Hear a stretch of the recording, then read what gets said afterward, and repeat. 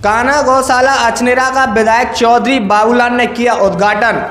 नगर पालिका अछनेरा के द्वारा अछनेरा रायबा रोड पर बनी कान्हा गौशाला में निराश्रित गौवंशों को मिलेगा चारा। आपको बता दें कि योगी सरकार के द्वारा निराश्रित गौवंशों के लिए लगातार गौशालाओं को खोलने का काम तेजी से चल रहा है, जहां पर गौवंशों के रखरखाव एवं चारे पानी की व्यवस्थाएं से पूर्ण गौशालाएं बनाई जा रही हैं। अछनेरा में लगभग 1.5 करोड़ रुपए की लागत से बनी गौशाला में लगभग 200 से अधिक गौवंशों के रहने की व्यवस्था नगर पालिका अछनेरा के द्वारा की गई है एवं कान्हा गौशाला अछनेरा का संचालन एक एनजीओ के द्वारा किया जाएगा।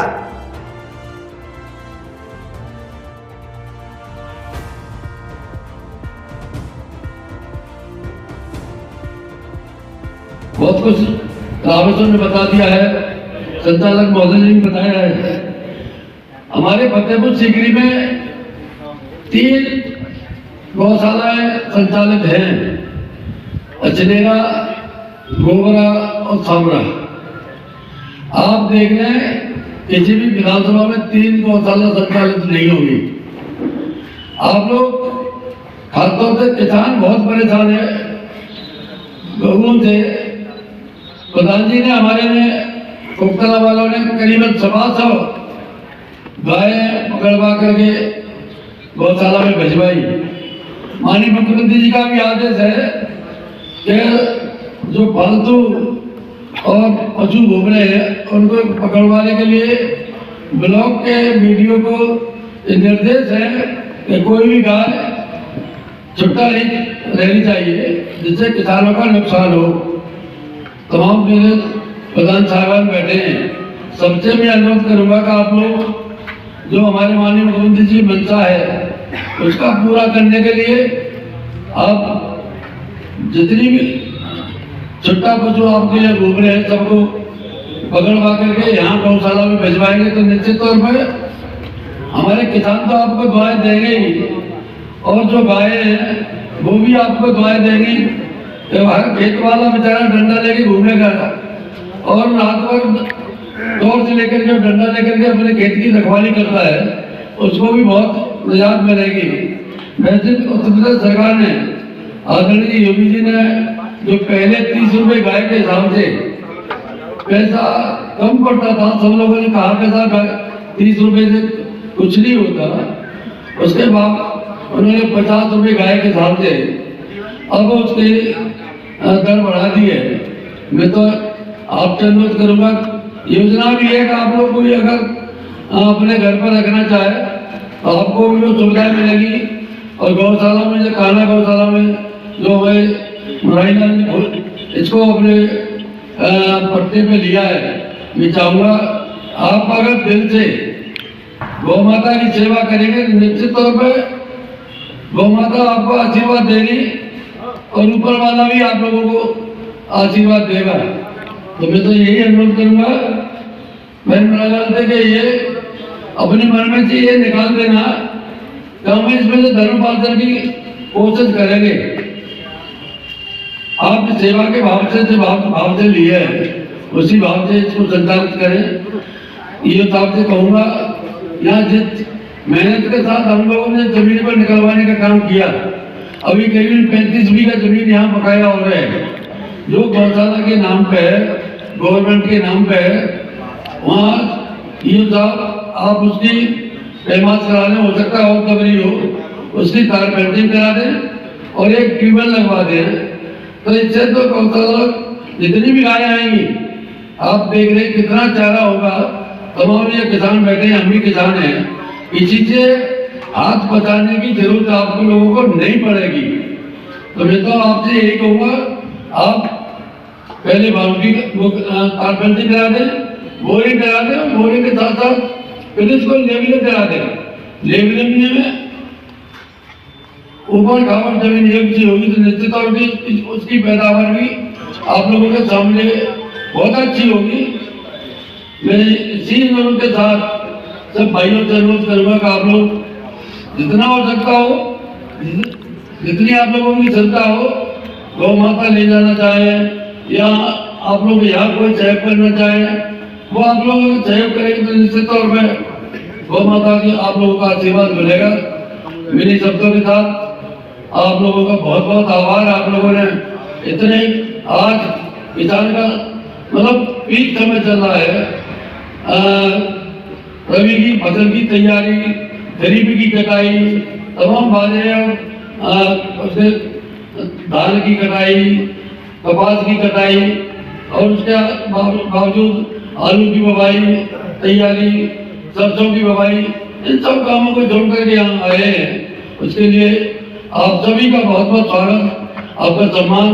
और हमारे नातेदार सगतपुर के ओर से आए यहाँ पे, उनका बहुत बहुत सम्मान, बहुत बहुत स्वागत। और इन शब्दों के साथ जो भी हमारे यहाँ सेवा होगी गौ माता के लिए, हम लोग काना गौशाला के लिए फिर करेंगे। आप बहुत दिनों से जमीन लोगों ने कब्जा रखी थी, उसको हम लोगों ने जैसे कैसे प्रशासन से कह करके इसको निकलवाने का काम किया। और एक बहुत बड़ी एक उपलब्धि अचिन्ना ब्लॉक के लिए रह गई। उस जमीन में थोड़ा सा इंक्वायरी लग गई नहीं, सैनिक स्कूल हमारे यहाँ रोड पे बनने जा रहा था, मगर अब वो भी हमारे विधानसभा भी खुलेगा।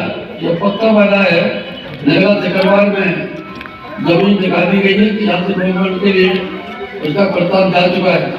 तो मैं यही अनुरोध करूँगा आप लोगों से, आप लोग जिस मनोयोग के साथ जनता ने आप लोगों को चुना है, आप लोग जरूर जनता की भावना को कदर करते हुए आप विकास भी कराएंगे, जनता की भावनाओं का कदर करते हुए आप उनका सम्मान भी करेंगे। तो निश्चित तौर पर आने वाले समय में फिर जनता आप लोगों को रिपीट कर देने की कोशिश करें।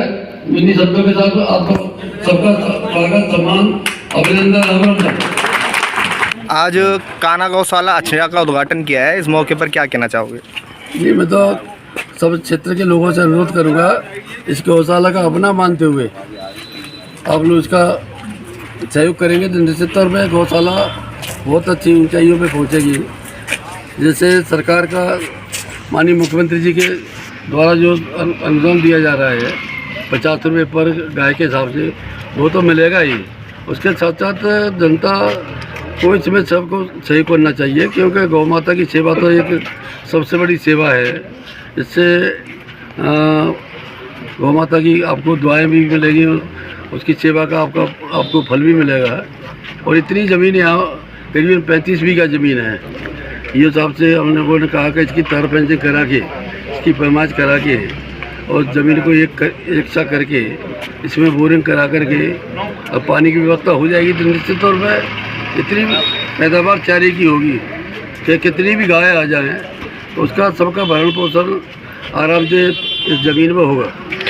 जो संचालक के लिए जो एनजीओ है तर सिंह सेवा ट्रस्ट, जो हाल ही में बोर्ड गठित हुआ है, वो नहीं चाह रहा है ये एनजीओ इस गौशाला का संचालन करे, इस संबंध में क्या कहना चाहोगे? नहीं, अब जो गवर्नमेंट का नियम होगा उसी हिसाब से, अब बोर्ड नहीं चाह रहा है तो नहीं चाह रहा है, उनकी मंशा के खिलाफ अगर हुआ है तो